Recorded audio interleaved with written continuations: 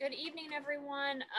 We are going to wait a minute here and just see if anyone else kind of shows up right at the last minute, and then we will get started.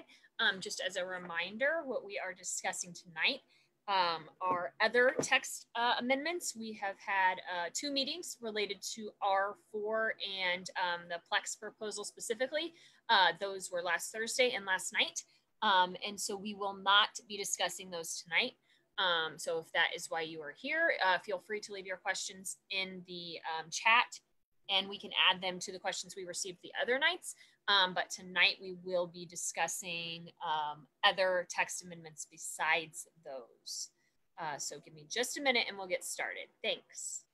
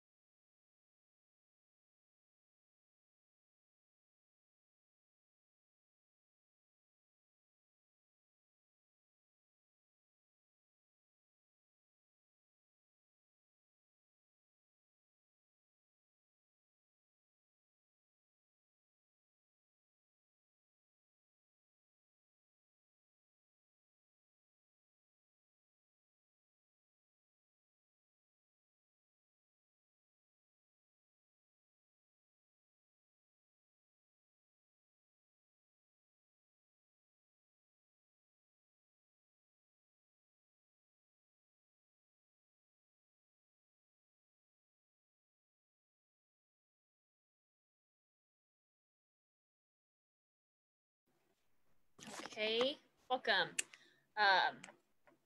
For those of you who don't know me, my name is Jackie Scanlon. I am the Development Services Manager for the Planning and Transportation Department for the City of Bloomington. For those of you who have joined us on other nights, thank you, welcome. Thanks for coming back. And for those of you, this is your first night, thank you for being here. I'll briefly go over how we've been running these meetings. Basically, we ask that you leave your cameras off. I will give a brief presentation. Tonight will be shorter than some of the other ones we've had. And the presentation is going to be about text amendments, excluding amendments related to R4 and the Plex question. Those have been discussed previously at 2 meetings, and the first meeting we had as well, actually, briefly. So tonight is going to be dedicated to another set of text amendments that we will be bringing forward with the zoning map draft and text amendment drafts to Plan Commission in January.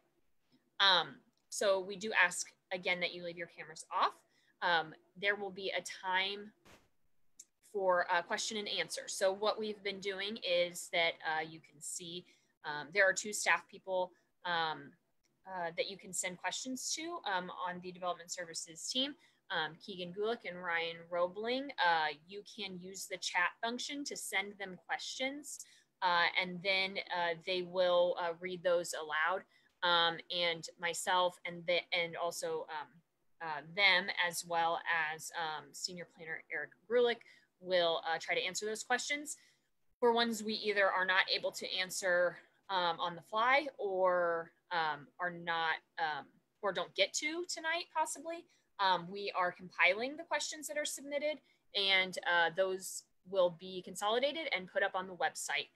So tonight is the last one of these meetings. This is the 6th one we've had, and we will be putting the questions together for all of the meetings and getting those up on the website. So actually, let me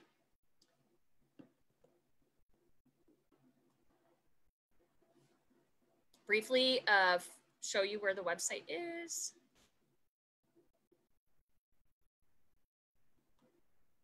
So this is the website here, UDO zoning map public outreach draft on the city webpage. It describes the process we're going through. There's information uploaded here related to all the topics that have been discussed at the meetings, maps that you can use to look for information related to your properties or different parts of town. All of the Zoom meetings will be uploaded here. And we have also included the APA's housing policy guide. And then this is where the responses to the consolidated questions will be located as well under the information portion at the top. And then we will have one more feedback form, I believe, and that will replace this mixed use student housing zoning district feedback form. And it will be related to the PUDs as well as the R4 Plex amendments and then the text amendments we will discuss tonight. And that will be up for a while before we prepare our packet of information to go to Plan Commission in January. There's also an FAQ on the right of this webpage. If you would like to check that out as well, we welcome you to. So please come here in the next few days to see if the feedback form has been updated or over the course of the next couple weeks to share your thoughts on this topic and others. Okay, I'm going to go ahead and get started.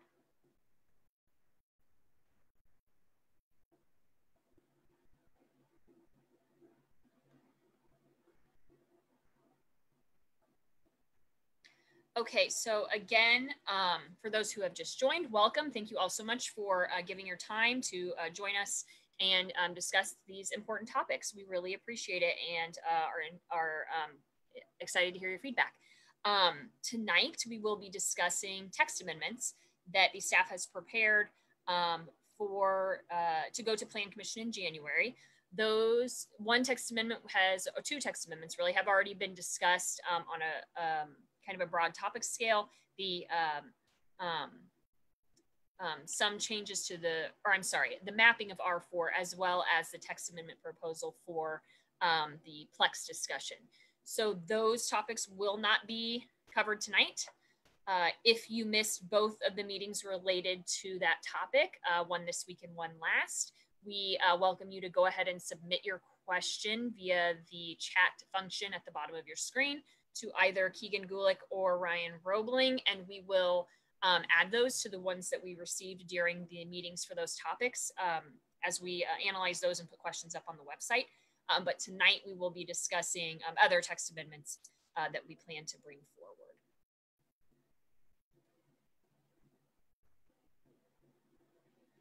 So really the way that we've kind of looked at this is that the text amendments kind of fall into three categories. So we've been using the new UDO since April of this year. That is when it became effective. If you'll recall, council actually approved it a few months in advance of the effective date. And so as staff, we were able to know what the text was going to be for sure. And we were able to look at the new UDO as petitions and permit requests and questions came in just as we normally do with development while we were still under the purview of the old code, and that's the code we were using to answer questions and administer those petitions and permits. We were able to kind of start a little bit early and look at the new code and how it would apply in those situations. So we actually were able to start that process before April, which was helpful. And then the UDO came online in April. So we have been identifying and tracking issues, small issues and maybe a little bit larger issues with the administration of that code since it was approved by council. So this code is formatted much differently than the previous code. So some of the content is the same. Some of the ideas or regulations have carried over, but the actual organization and formatting are different. And, you know, we actually, of course, obviously did get new regulations as well. So some of the things we obviously tried to have as few fixes needed as possible. But some of the things were just items we weren't going to be able to identify until we started actually using the document. So as I said, we've been identifying and tracking those issues internally, and we found they kind of generally fall into 3 categories. So I'm calling them like a fixed correction category, clarifying category, and then a more policy, larger focused category. So the Plex discussion that we have been having, that's definitely a policy issue. So that we will propose potentially text amendments related to those uses, duplex, triplex, and fourplex. What we have shown, what is in the current draft that has been released, of course, shows them permitted and conditional in more areas than they currently are. That is a policy question. There is a correction issue with those as well. The way that they appear in the use table now, with just an asterisk in numerous boxes and not a P or a C, that is how it was council wanted to approve it. We've actually found we are not able to use that to administer that part of the code. So legal has advised we have to change that. So that portion will have to be corrected no matter what the policy issue decision ends up being related to expanding their use or not. Okay, so other issues or other topics that we found mostly fall into either the fix or clarifying categories. So fix is going to be something is just wrong in the writing of the actual code. So it could be, that something was labeled incorrectly or put in the wrong place that we missed, and we just need to include those to council and explain why they were wrong and have that be fixed. And then clarifying is similar, but it's maybe a little bit, it requires a little bit more explanation. So I would say that a clarifying correction is going to be more along the lines of that the way we administer the UDO, and sometimes these regulations are ones that were in the old UDO as well, and the language may be changed a little bit to the new UDO, and for some reason it's not quite hitting exactly the way the regulation has and is being administered. So we want to clarify that language to make sure that that the codified language matches the intent and administration of the code. So what I'm going to briefly go through tonight is each chapter of the code where we have found, where we have identified corrections that we think that need to be made, and briefly explain them. Other staff members may interject and give more detail about things, and then we will do questions after that. Okay, so our first substantial chapter, chapter 2, covers the zoning districts. So this is where you would go to, you've seen the pages that have the particular development standards for each district. So for example, our R3 district, and then it would have the front yard setbacks, side yard setbacks, those types of things. We have found, excuse me just a second.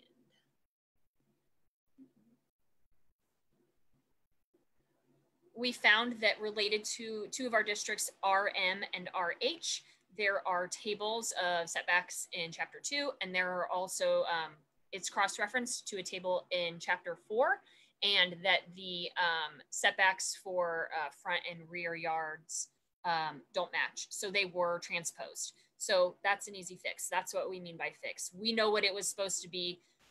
We know what the discussion was, and when the consultant plugged those in, they just switched 2 of them in chapter 4, I believe. So we'll be switching them, making sure they're right in both chapters. And then the second fix for this chapter is going to be just basically for ease of the user. There's a table that appears in the chapter, and it is not immediately adjacent to text that is related to it. So we'll be moving that. We have footnotes that apply to both rear and side setbacks, but the way it's written makes it seem like it's applied to only, to first floor and second floor setbacks, but the way it's written makes it seem like it's only applied to one. So we're clarifying that because we know what the intent we're fixing that because we know what it's supposed to be and it was just put in the wrong place. So then there are also a couple clarifying corrections. Step backs have been in the code for a number of years. Those happen in the downtown area where once you're over a certain height, then your upper stories have to be pushed back from the right-of-way, from the front sidewalk. And the way that that language was transposed from the old code to the new code kind of makes it a little bit unclear that that is to apply to the whole facade of the building. So we are just putting that into, changing that language slightly to make sure that it's clear that the intent is that the whole front of the building above the certain height has to be pushed back. And then another clarification that we want will propose is to align sidewalk and multi-use path minimum widths with the transportation plan. And obviously that makes sense. We want to sync with that document as well. I'm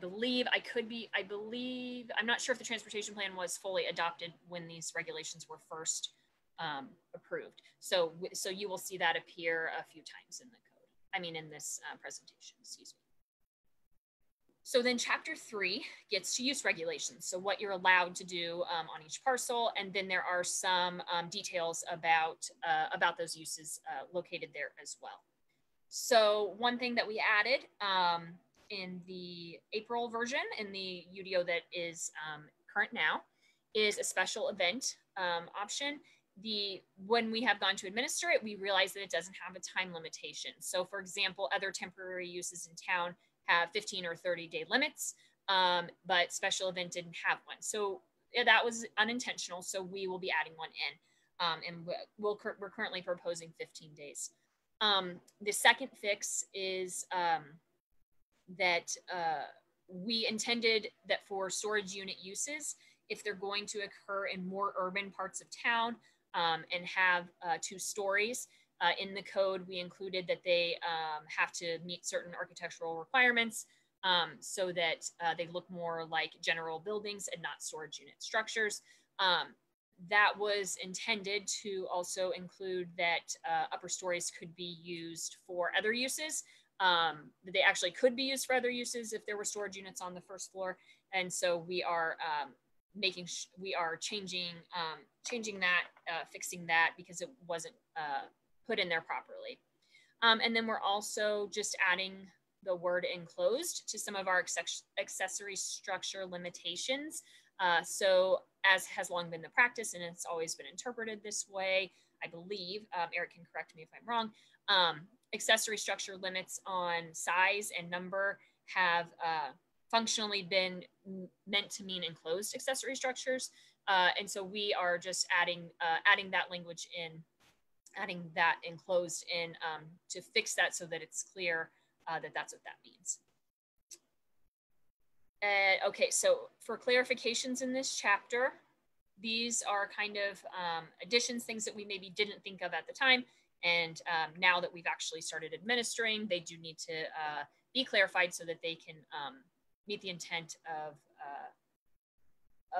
so that they can help the use to operate in a way that we were hoping that it would initially, even though we hadn't really thought some of these through all the way. So the first is that in the accessory dwelling unit rules, it was included that adjacent neighbors, interested parties up to 300 feet have to be notified if someone is building an ADU. Typically, in a process where you're going to a public hearing and you have to do that, then you have to submit an affidavit to the department, notarized affidavit indicating that you have sent the letters. So that was not in the language approved by council, but we think as far as tracking purposes to make sure that it was done to help ensure that the neighbors were in fact notified, that we need to add that in. So we're proposing to add that. For the fuel dispenser unit count, the way that it is discussed in the code. So this is for like at a gas station and how many hoses they'll have, how many sides, how many different cars basically they can service at one time to be receiving gas. That has not been clear in the code about what those limits mean. So does it mean per side, like when you pull up next to someone and you're both using hoses on the opposite, on either side of one station, or does that count as one or two? So we are proposing that each of those count separately. We think that that helps with the numbers, keeping them appropriate and keeping the numbers in an appropriate range in the areas where gas stations are allowed. So we are proposing to add that as well. And then for ADUs again, 840 square feet was approved by council as the maximum square footage for a detached ADU. The way that the language was approved, it isn't clear. It's a little bit, could be a little bit unclear about whether or not that's the maximum size for the whole structure or the portion of the structure that's being used as an ADU. So based on the discussions that were had at council, we do believe that the intent was for the 840 to be for the ADU portion of the building. So for example, if you had a garage underneath and an ADU above, that the ADU could be 840 square feet, and as opposed to the square footage of all of the usable area in the building. So we are proposing to clarify that in the language so that it's clear that when we are analyzing a request for a detached ADU, that we are looking at the square footage of the ADU and making sure that it is under that maximum. And then the last one in this chapter is related to setbacks for livestock structures. So we are, we have had some discussions about, let's see, excuse me. We have had some discussions about whether or not the impacts of large or medium livestock or livestock smaller than that are the same. And so we will be, we are planning to split up the setback proposal based upon whether or not the animals on the lot do meet the large or medium requirement, or if they are smaller. That reduced setbacks in the more urban areas for smaller animals may make more sense, and larger for animals that could have more of an impact. Okay, so chapter 4 has a little bit more. We found some more. Obviously, chapter 4 is where the development standards and incentives are located. So that is kind of the meat of the analysis that we use when analyzing site plans. A lot of the regulations come from this chapter.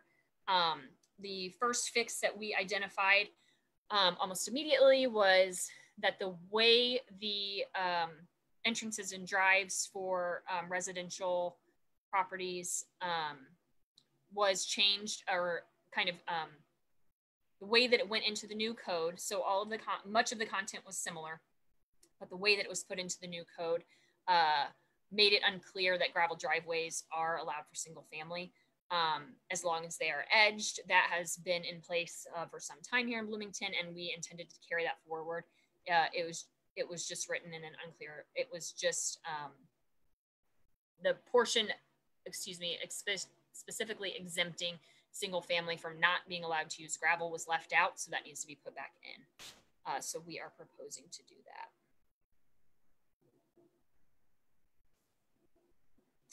that. Let's see, next one we have on the list here is, hold on just a second.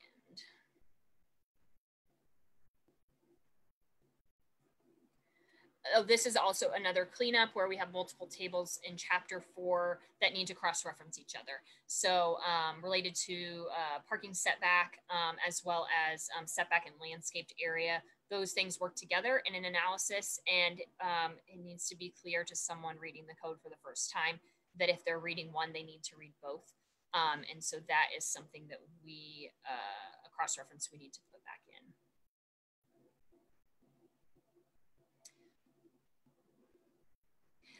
The third item is something that I believe was in the code previously. We have had primary and secondary material regulations in different areas of town, but especially in the especially in the commercial areas. And I believe that metal used to be explicitly allowed in the commercial areas outside of the downtown, but that is not the way that it was organized in the new code. Is a little bit different, and it did not appear. So we are planning to add that back in, as that is a trend that we see in development outside of the downtown, that small accent metal is often used and requested and does look appropriate and was previously not excluded. And so we're making sure that's put back in. The EFIS reference is basically just that the way that the consultant included it makes it seem like EFIS is, I believe it's next to a reference about wood, which we know EFIS is not a wood product. So we are clarifying what that is by putting it in the reference near stucco. And then we're correcting some minimum landscape areas in the tables that I mentioned related to development standards for for the zoning districts. A couple of them were not changed when the discussion was had during the drafting of the code, that they were left at an old number that's incorrect. So those just need to be fixed. Again, over here we have found while doing the administration that sometimes using the tables in this section, if you did not know, for example, about the transition zone requirements, so a little bit about those. It's basically that development that's immediately adjacent to our single family zone, primarily single family zoning districts, that though there are additional restrictions on development to those so that they can be scaled appropriately with their immediate neighbors. That's what our transition zone requirements are. And we have found that we think it'll be easier to use for property owners and those looking at the code to look at development if those things are cross-referenced with other tables in this chapter. Another clarification we're proposing is that currently the language for flood protection areas references lots only instead of all parcels, platted lots, I believe, instead of all parcels. We are proposing to change that. And I believe that that will then actually also bring us in line, or actually, I think platted lots comes from the state code, but we are allowed to be different from that, from their model code. And by changing it to all parcels, we'll be protecting more lots. And so we are planning to propose that change. Drive-throughs, we are planning to propose a text amendment that would allow that if a drive-through was on a site, that the drive-through could come up to the front building wall. So basically it couldn't be between the building and the road, which it already cannot be. But currently under code requirements, it would need to be behind the front building wall. We have found through the variance process for a number of locations in town over the last few years that that the drive-throughs that do come all the way up to the front building wall can be done in an appropriate, sensitive way, and that we have not been getting very much pushback, getting pushback about them at all, actually, for those that have gone in through variance. So we would like to codify that so that variances don't have to be sought for that design that does seem appropriate in locations that are commercial and not downtown. So we would be changing that. I put an asterisk there because that is a sensitive topic, of course, at different times, and that may really kind of also fall into a policy question about whether or not we want to make that type of use easier, which is basically what we would designing that type of use easier, which is what that would allow. Karst area protection. We do not have in the code a specific reference that says you cannot disturb those areas within our karst feature and or karst conservancy easement. We have some regulations that deal with how they're limited, but we have very specific regulations related to other environmental features, such as wetlands, that specifically say no disturbance is allowed. So we would like to carry those over to the karst section, so that those things can be congruous, and that it can be clear that that's what the regulation is getting at. And yeah, we thought that was helpful for the wetland section, and it can be helpful in the karst section, and especially for administration and enforcement. It just makes it much clearer. And then the last one on this sheet is affordable housing incentives. So we have incentives in this chapter for sustainability, building sustainably, and also for providing workforce and affordable housing. We currently have incentives available for our existing mapped, primarily single family zoning districts. And so we would just be adding R4 to that section, so that if and when it is mapped, that the affordable housing incentives will be available for those areas as well. So the types of incentives you receive there, I believe, and Eric can correct me if I'm wrong, are development standards incentives like reduced setbacks and smaller development standards like that. And then finally, at the end here for chapter 4, one fix that we would like to do, birthing centers are kind of in a limbo between medical clinic and hospital because we don't specifically address them in the code. And we think that they are more in line with the way a medical clinic operates. So we are going to clarify and fix that, and make that clear that that is part of the medical center use. And then, as I mentioned before, we will be having a number of things that where we'll be matching transportation, things that came through the transportation plan with references in the UDO. So for example, in this chapter, there are a number of references to what the transportation plan calls local roads.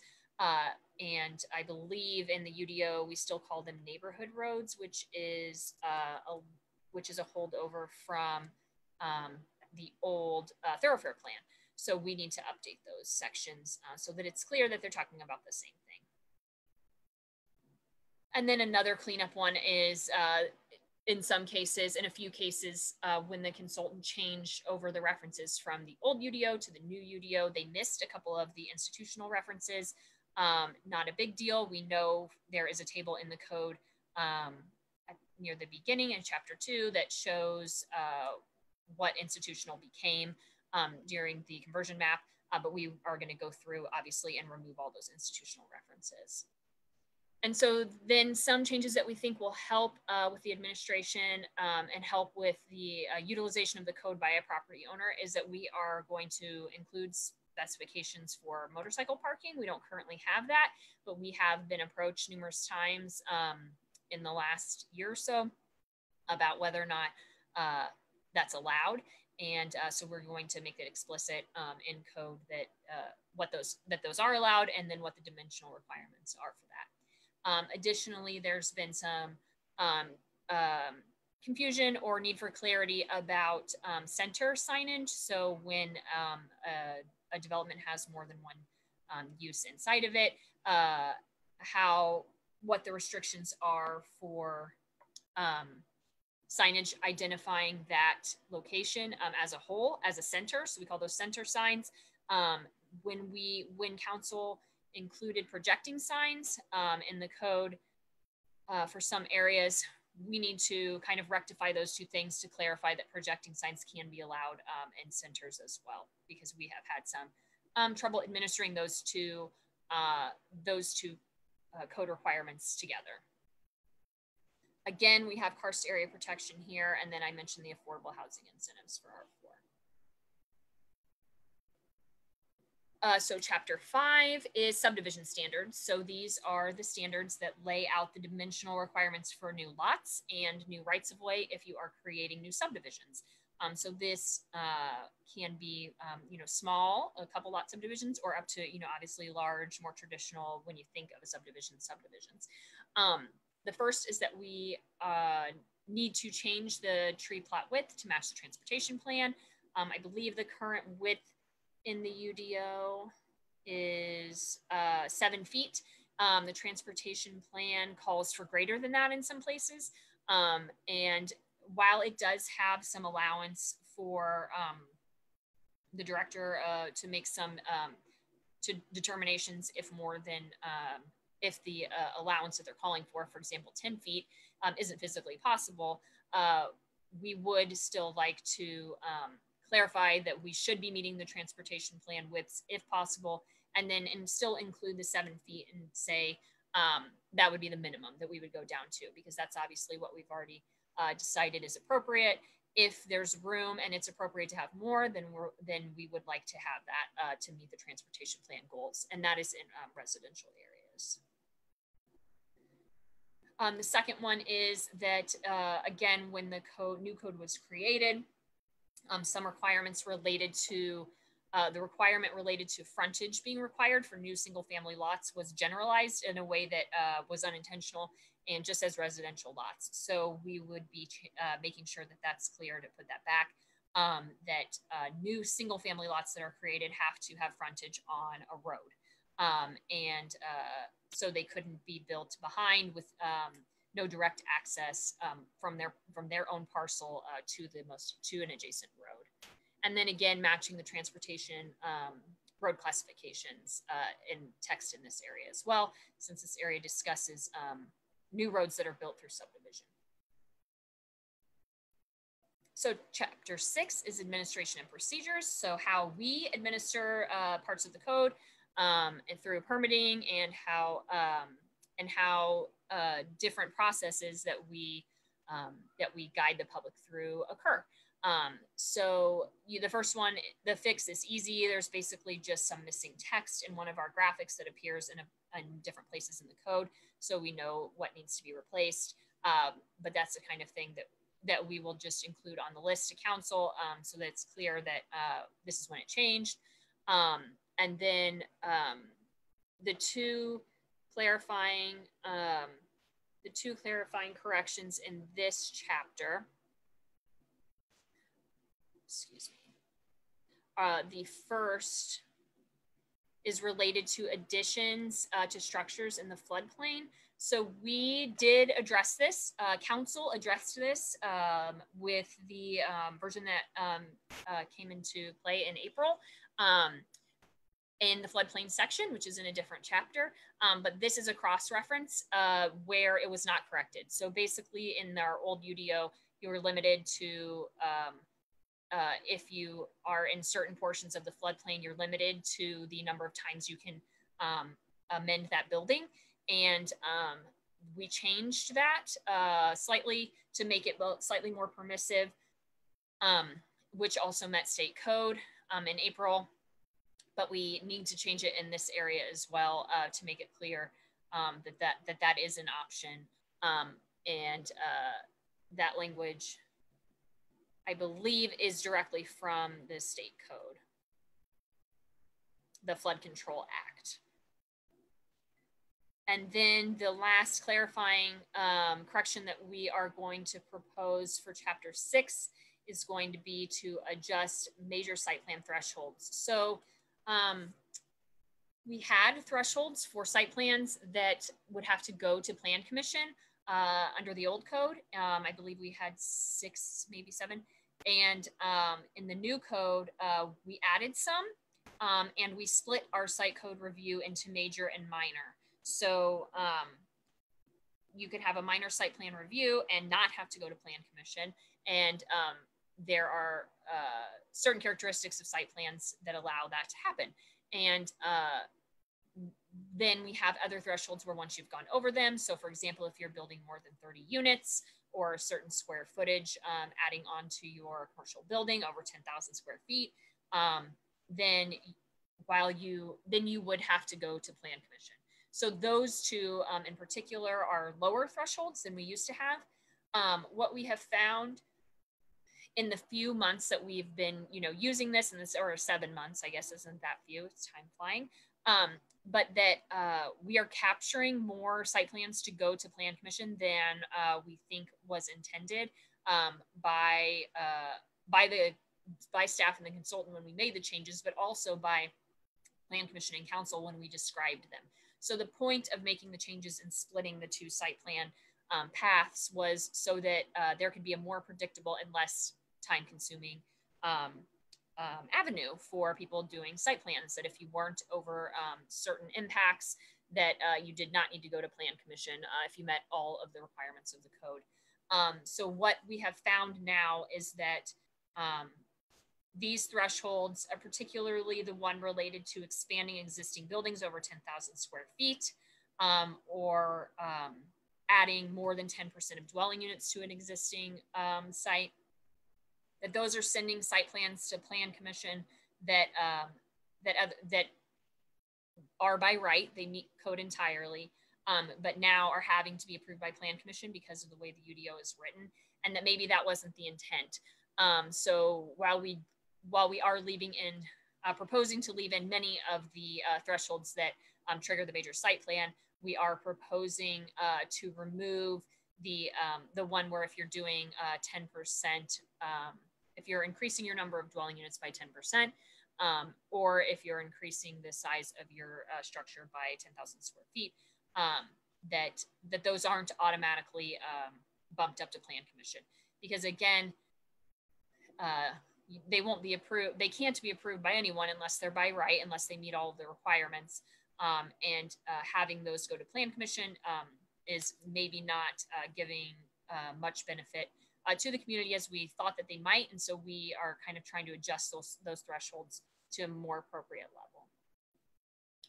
And then finally, we have our definitions chapter. So one is just a fix where we reference manufactured homes in the manufactured home definition. So that needs to be changed to mobile home. And then along the lines of what I mentioned earlier, clarifying in the definition of medical clinic that birthing center is a medical clinic use. So those are all of the kind of nuts and bolts changes we're looking at. We have others there that we are considering. These are the ones that we are fairly certain will go forward. We are, things will still come up. Obviously, this doesn't go, hopefully, the timeline for Plan Commission for these is January. And, things may come up during that time. Issues may present themselves. So there may be more than these that go forward. But at this time, these are the, handful that we are confident need to be corrected or clarified, and that they make sense, and that we can easily describe them to the decision makers of why that needs to happen. One other one that we are considering, we recently added an R1 district. And then when we went to actually map it, we found that there weren't necessarily that many locations where that might make sense, where an R2 or an RE wouldn't have benefits as well. So one thing we are considering that would be a policy decision would be to in some way combine the RE and R1 districts so that it would be so that the uses would be allowed from RE, but that the development standards from R1 would apply, something along those lines. So that's something we're looking at, because while we wanted to have a district kind of fill that large gap between R2 and RE, once we were able to actually begin to start mapping it, it started to seem that it made sense in some places to just actually use R2. And then we are considering possibly combining those. So that's another change that you might see. Yeah, so that's what we have for now. We are happy to answer questions. So as we said before, I know it's like a lot of information. It's kind of more wonky than some of our other presentations, because it's just the detailed changes that we're proposing. But we do want to hear your questions. We also, if you have run into things trying to use the code since April, that's useful, or seen things, you know, just that you're wondering how we might be addressing that in the code, please do ask. As I said before, if you have questions, please use the chat function to send them to either Ryan Roebling or Keegan Gulick, and they will read the questions aloud. And let's see. Okay. Ryan or Keegan, do you guys have any questions? None yet. Okay. I don't either. Okay. This is a very different presentation than the other ones. It's just like a lot of detailed things that we are kind of looking at. So that's not that surprising. When this goes forward to Plan Commission, it will be like tabulated in like a table form, right? So showing where the regulation is, what the proposed change is, and why. So that will all be available before when this goes to Plan Commission, and we have a final list of what we're proposing.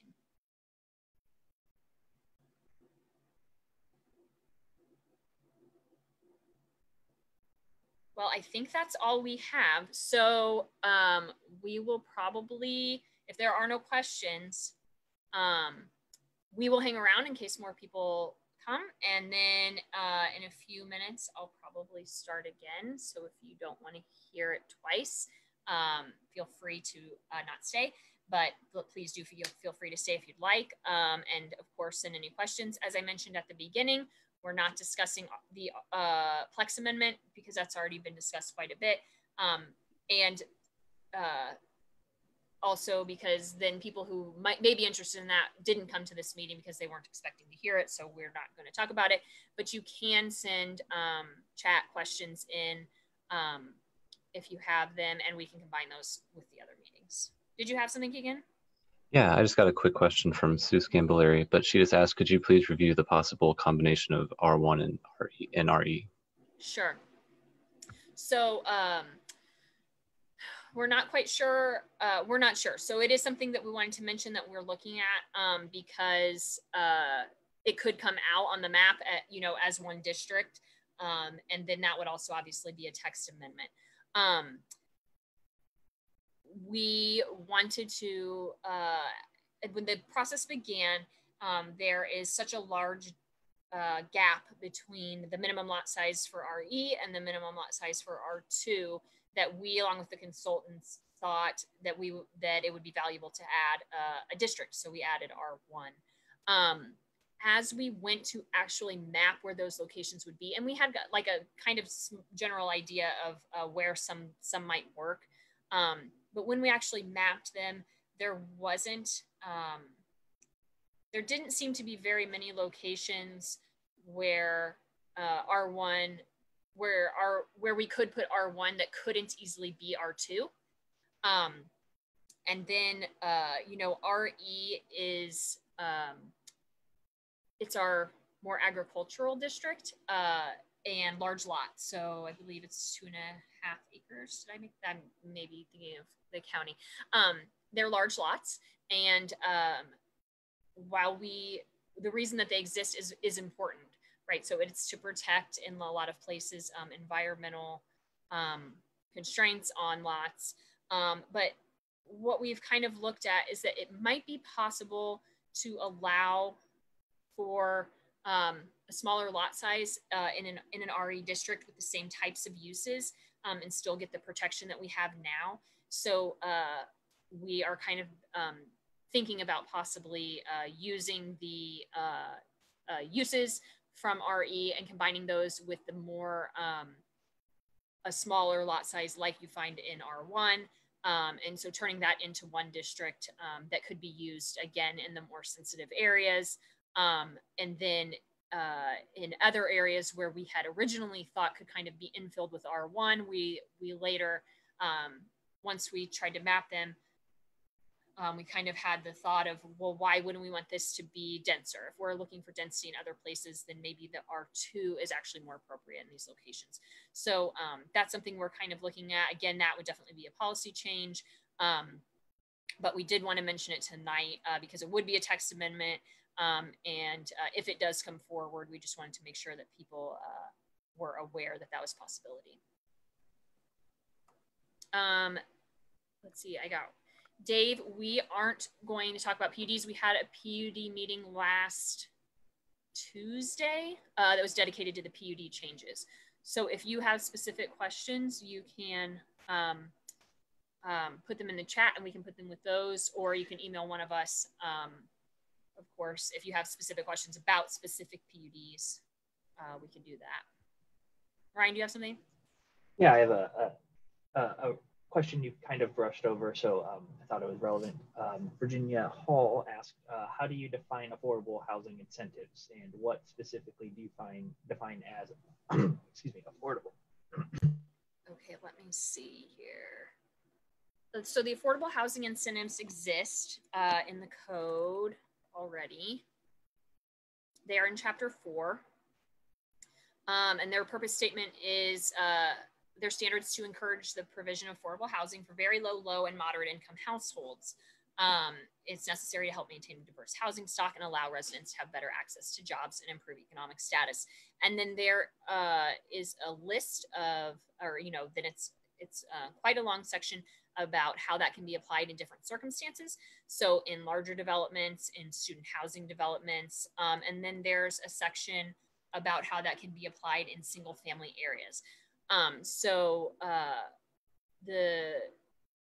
Basically the affordable housing incentives for primarily single family districts are dimensional standards, reduction in bulk requirements for dimensional standards. So currently, as written in the R1, R2, and R3, if you can meet affordable, if you're including affordability in your project, and there are definitions here in the code about what that means. There are 2 tiers, and they are related to the percentage of your total project and units that are income restricted.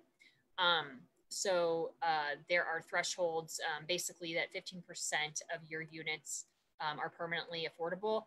And for example, in one of the tiers, that means that below 120% of the HUD area median income for half, and then half of that 15% below 80.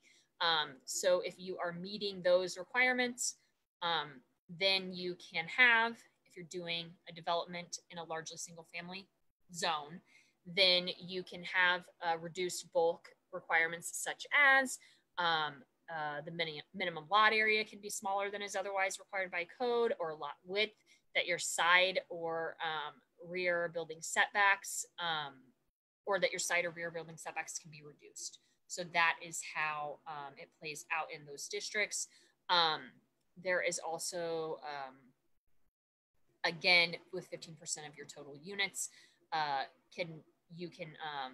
the other affordable housing incentive is height increase. So that is depending on which tier you meet, then you can either have one additional floor or 2 additional floors. But that is more often, we're probably going to see that more often applied to larger projects and not the smaller ones.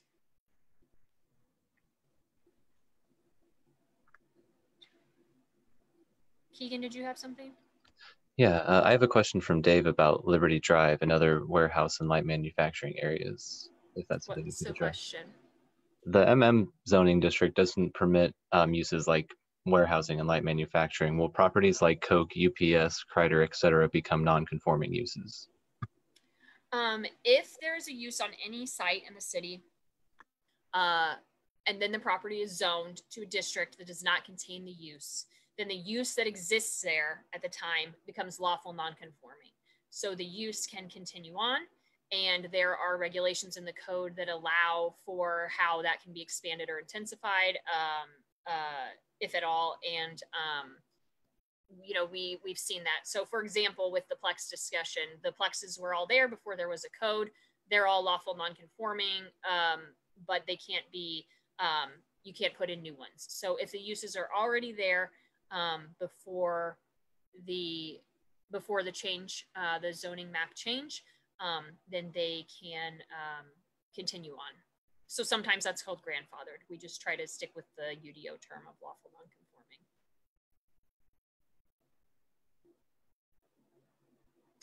Does anyone have any other questions about text amendments?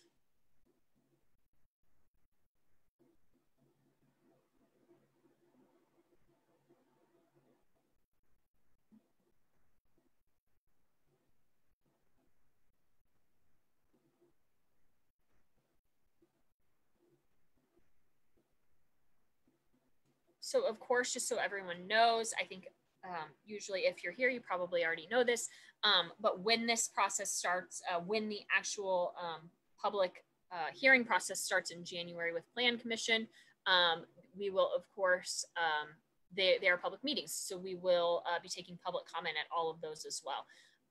So these meetings obviously are not public hearings, and we are here to try to answer questions or gather input from those who can attend these meetings. But the actual public hearing meetings will be more traditional public comment, where you where each member of the public who wants to can say their piece or ask questions that Plan Commission or Council could take up or not. And that will start in January, and I assume over Zoom.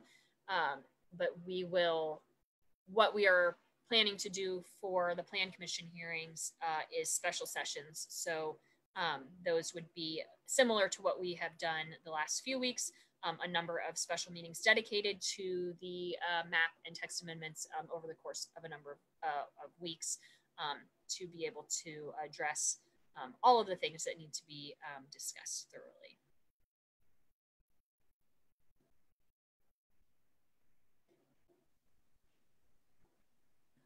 I just want to make clear that the affordable housing incentives we're discussing aren't new. That's not a proposal we're proposing. That's in the code. So council approved those, and that is already existing.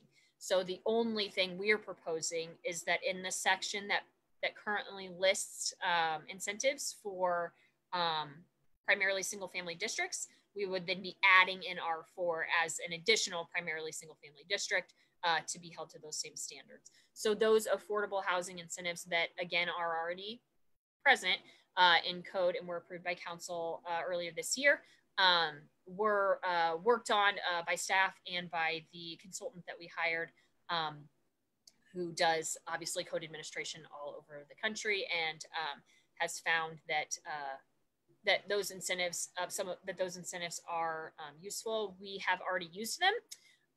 We have already seen that they could be useful. For example, in the Habitat project we did is a PUD. Had it been able to be strictly zoned R4, then they could have used those incentives to have the design that they wanted without having to do a PUD. So we are confident that those will be useful. Tom, we don't have dates. So the idea, we think it will be in the second half of January that they'll start. So our regular Plan Commission meeting will be either the second or third week. Sometimes it changes depending on the holiday, how the holidays fall in those months.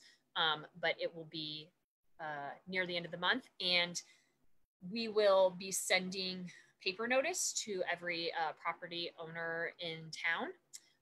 So you will get a postcard from us, and of course, obviously, the paper will cover the newspaper. I'm sure Herald Times will cover that as well. And we will publicize it with news release, press release, excuse me, and on our website.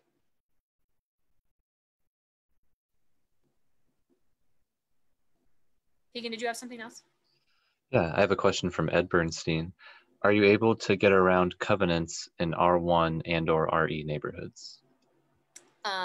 Yes. Okay. So covenants is, that's like an interesting question. It's not related to text amendments, unfortunately.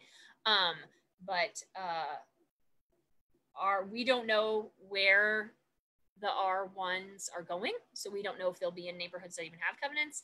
And RE as well. I think in our most current locations that are RE are not actually in subdivisions that likely have covenants. So that question probably doesn't really apply to those areas currently.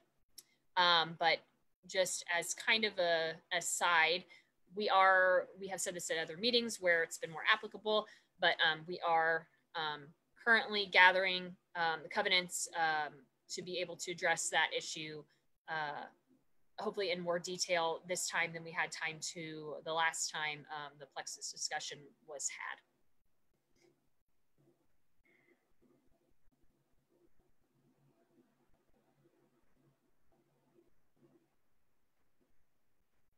Well, I don't think we have anything else, so feel free to ask more questions about text amendments other than the Plexus, and we will try to answer them. Otherwise, the PowerPoint will go up on the website, and the recording of this will go up on the website as well. Let's see. Yeah, and we will be around until 7 if you think of anything else.